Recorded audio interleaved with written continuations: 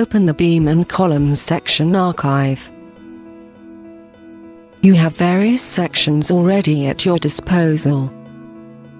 Add a new section and define the relating geometry.